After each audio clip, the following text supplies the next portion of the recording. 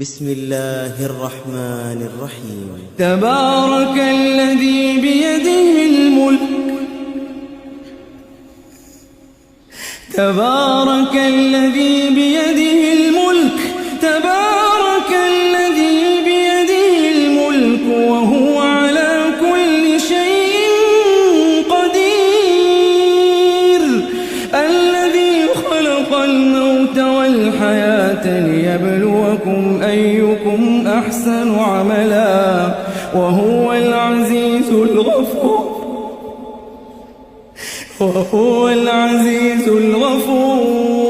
وهو العزيز الغفور الذي خلق 7 سماوات طباقا ما ترى في خلق الرحمن من تفاوت فارجع البصر هل ترى من فطور ثم ارجع البصر كرتين ينقلب إليك البصر خاسئا وهو حسير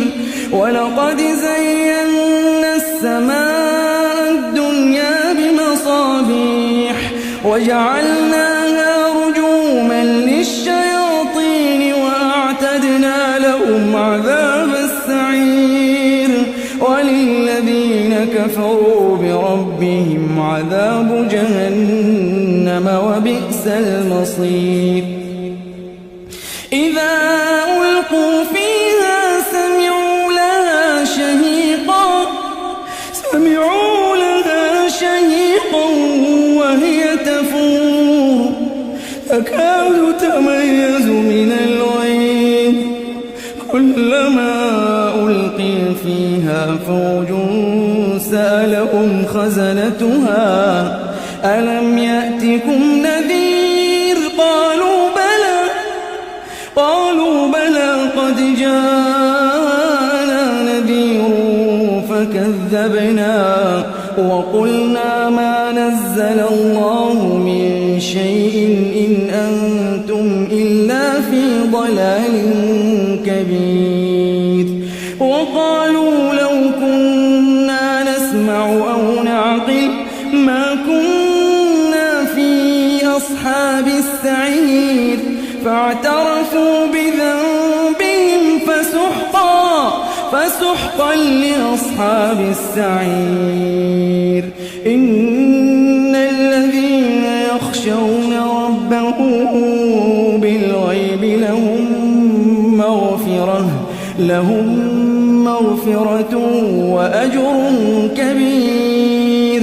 وأسروا قولكم أو اجهروا به إنه عليم بذات الصدور ألا يعلم من خلق وهو اللطيف الخبير هو الذي جعل لكم الأرض ذلولا فامشوا في مناكبها وكلوا من رزقه وإليه النشور أأمنتم من في السماء أن يخسف بكم الأرض فإذا هي تمور أم أمنتم من في السماء أن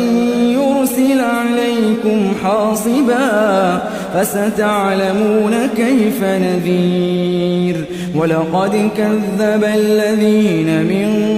قبلهم فكيف كان نكير أولم يروا إلى الطير فوقهم صافات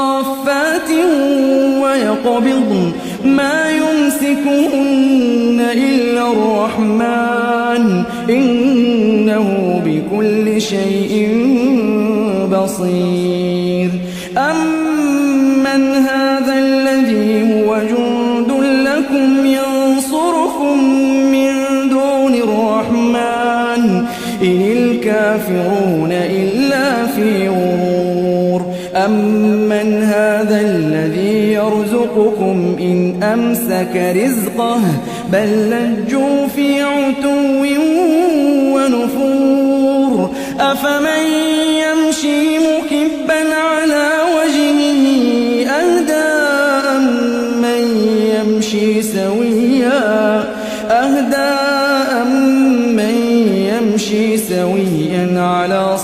صراط مستقيم قل هو الذي أنشأكم وجعل لكم السمع والأبصار والأفئدة قليلا ما تشكرون قل هو الذي ذراكم في الأرض وإليه تحشرون ويقولون متى هذا الوعد إن كنتم صادقين قل إنما العلم عند الله وإنما أنا نذير مبين فلما رأوه زلفة سيئت وجوه الذين كفروا وقيل هذا الذي كنتم به تدعون قل أرأيتم إن أهلكني الله ومن معي أو رحمنا فمن يجير الكافرين من عذاب أليم قل هو الرحمن آمنا به وعليه توكلنا فستعلمون من هو في ضلال مبين قل أرأيتم إن أصبح ماؤكم غورا فمن يأتيكم